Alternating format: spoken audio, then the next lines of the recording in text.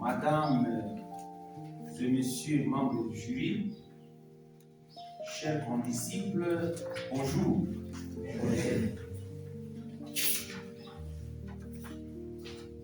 Notre étude est intitulée « Lecture et publication sur les réseaux sociaux à travers leurs indices paratextuels en contexte de conflits armés au Nord Kivu.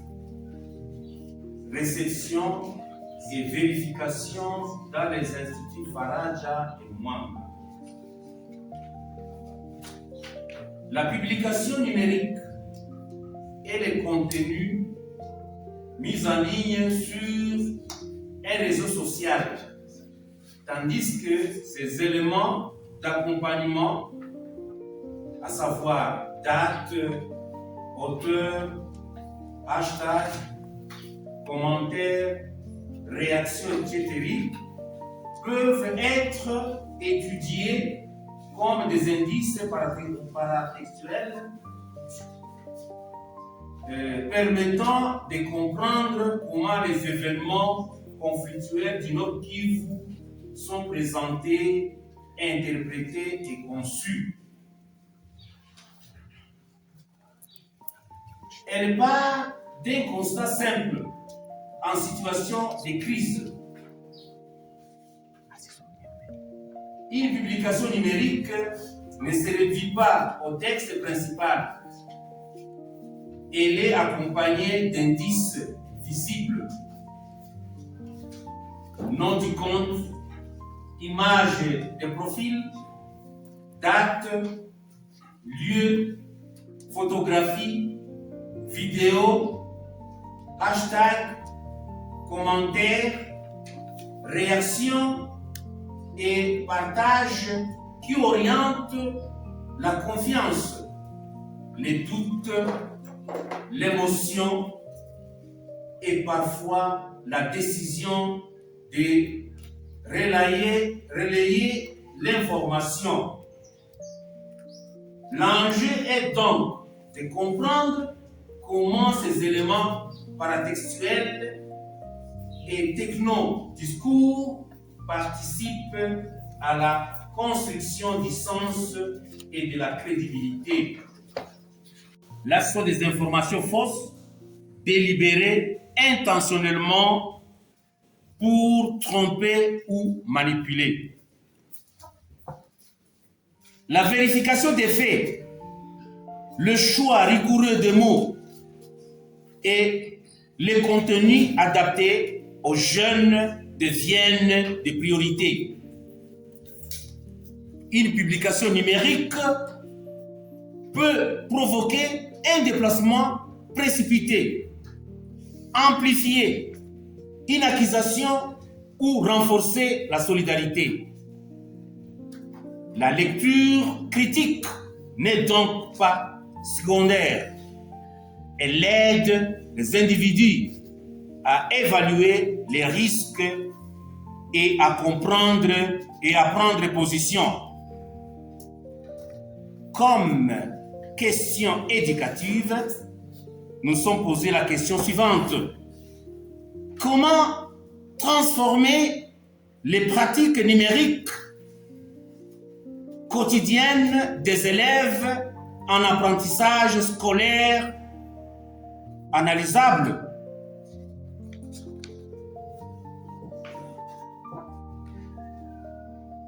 Parlons maintenant des indices paratextuels numériques. Les indices paratextuels numériques ne sont pas de simples décorations. Ils peuvent suggérer une autorité, imposer une urgence, créer une impression de consensus ou intensifier l'émotion.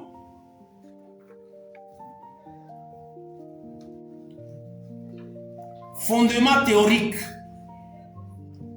Et là, nous allons parler de Gérard de Genette et de Marie-Anne Pavot. sont les deux références théoriques très importantes dans notre travail.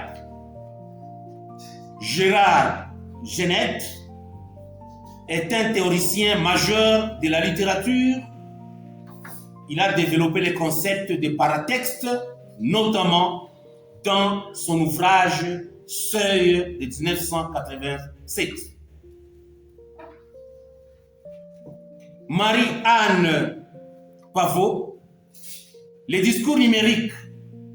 Elle est une linguiste française spécialisée notamment dans l'analyse du discours numérique. Pavot sert à expliquer comment les réseaux sociaux produisent, organisent, transforment le discours. Genette parle de paratextes, Pavot parle des discours numériques et techno-discours.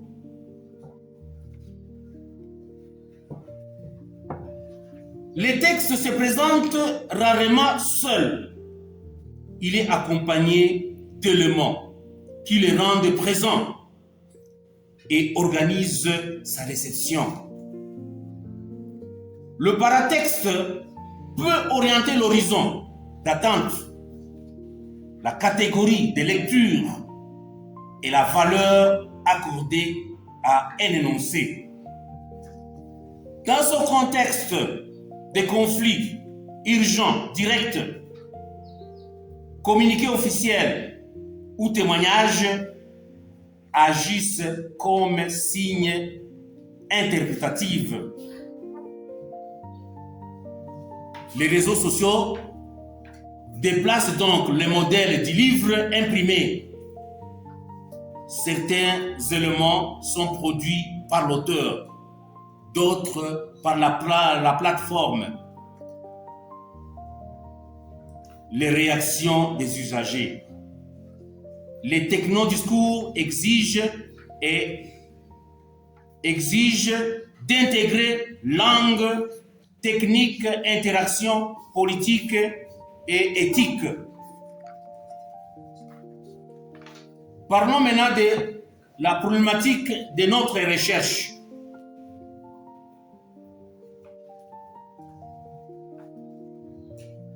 Les publications relatives au conflit sont accompagnées d'images, vidéos, hashtags, commentaires,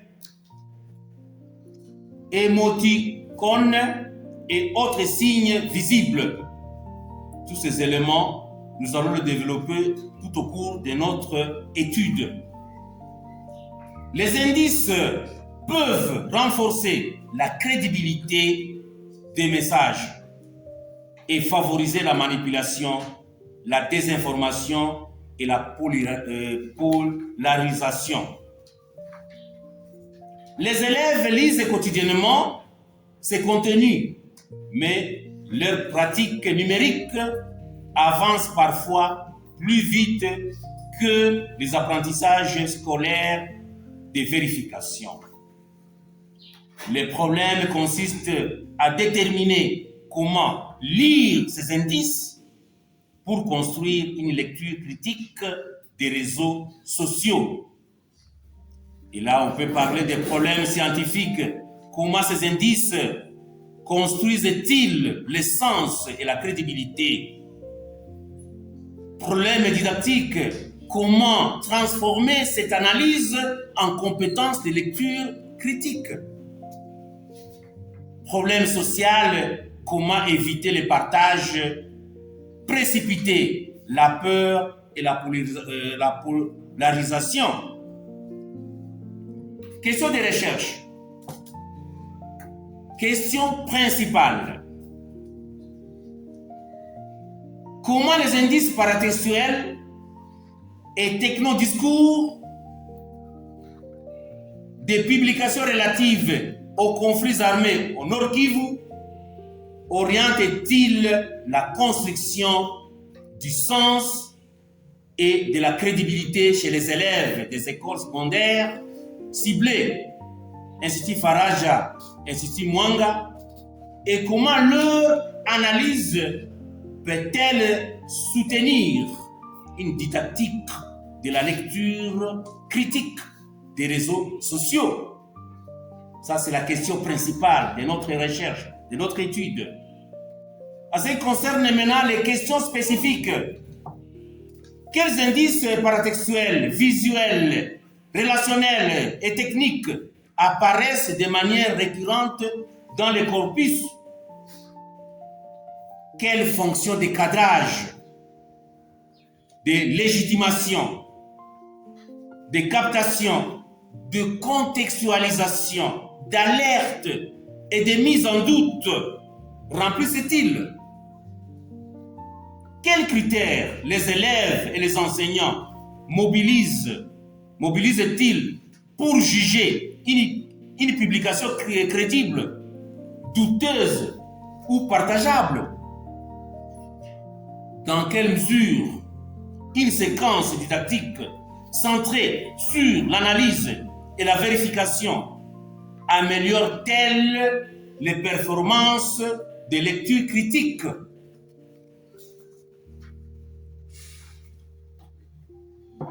De l'objet maintenant de l'étude,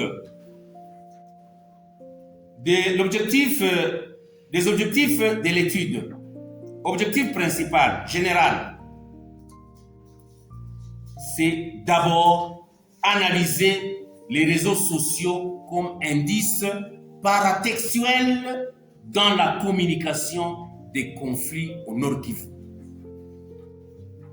Et là, nous allons identifier les principaux indices paratextuels présents dans la publication relative au conflit, examiner leur rôle dans la construction du sens des messages, évaluer leurs influences sur la perception des informations des internautes, comprendre le mécanisme de diffusion des contenus en situation de conflit et enfin formuler des recommandations pour une utilisation responsable des réseaux sociaux. Hypothèse de recherche. Hypothèse générale. Les réseaux sociaux constituent des espaces où les indices paratextuels jouent un rôle déterminant dans la construction du sens et influencent fortement la perception des conflits au Nord Kivu. Les hashtags, images, vidéos, commentaires et réactions constituent des principaux indices paratextuels utilisés. Les indices paratextuels influencent la crédibilité accordée aux informations diffusées. Les réseaux sociaux favorisent simultanément la circulation d'informations fiables et des contenus de désinformation. Les réactions des internautes participent à la construction des représentations sociales des conflits.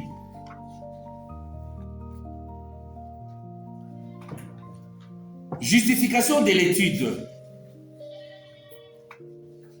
Un besoin, là nous allons voir un besoin scientifique, didactique et social. Sur le plan scientifique, c'est l'application de la théorie du paratexte à un nouvel espace de publication des réseaux sociaux. Au niveau didactique, c'est la construction d'une démarche permettant aux élèves d'analyser sources, dates, images, légendes et preuves. Et sur le plan social, c'est la prévention du partage précipité, de la désinformation, des discours polarisants et des effets de peur.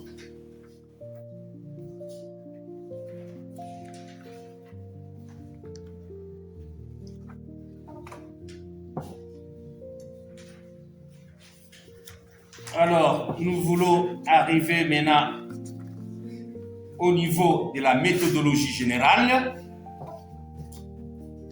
Dans notre étude, nous avons privilégié de prime abord l'approche qualitative, mais aussi nous allons parler quelque part de l'approche quantitative. Ça va. Merci. La parole.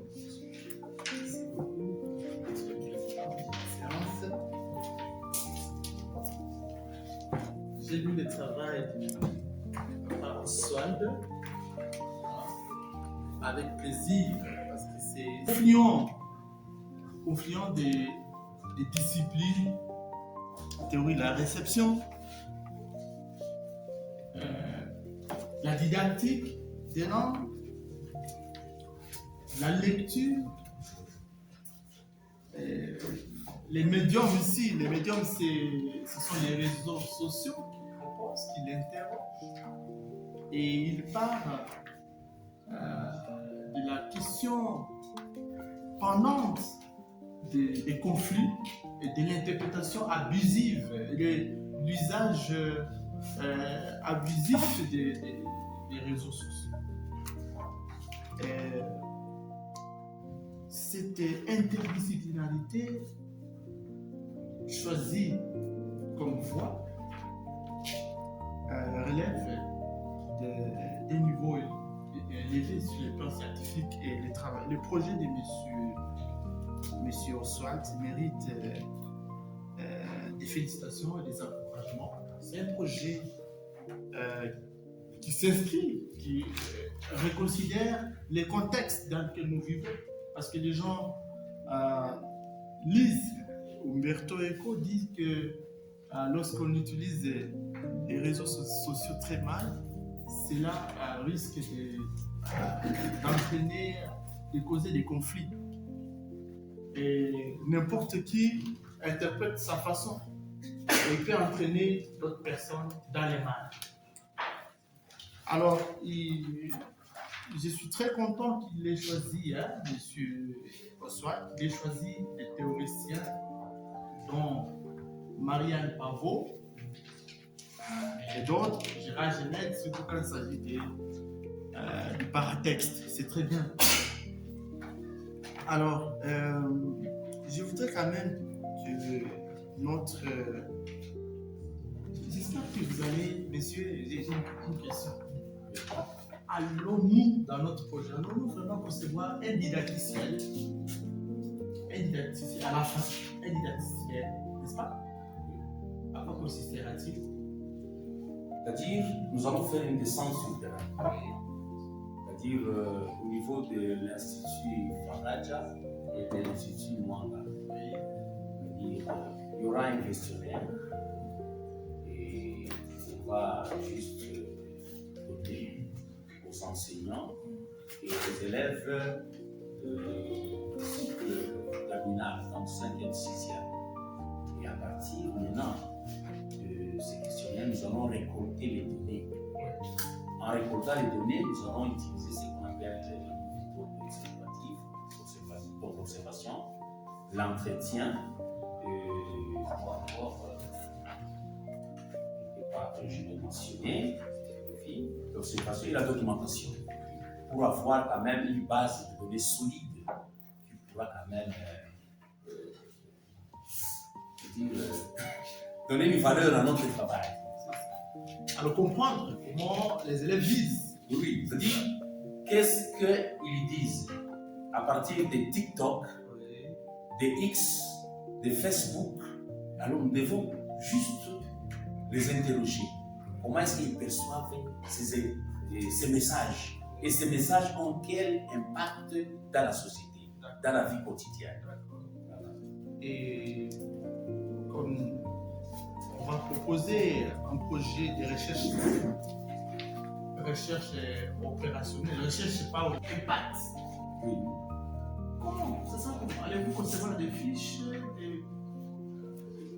des prévisions? Ça, comment? Parce que ça, la question, ça Alors, je vais partir, bon, je vais concevoir même des photos. Mhm. Des photos. À partir de ces photos, maintenant, on peut tirer tout un texte. D'accord? Un texte à partir de ces photos.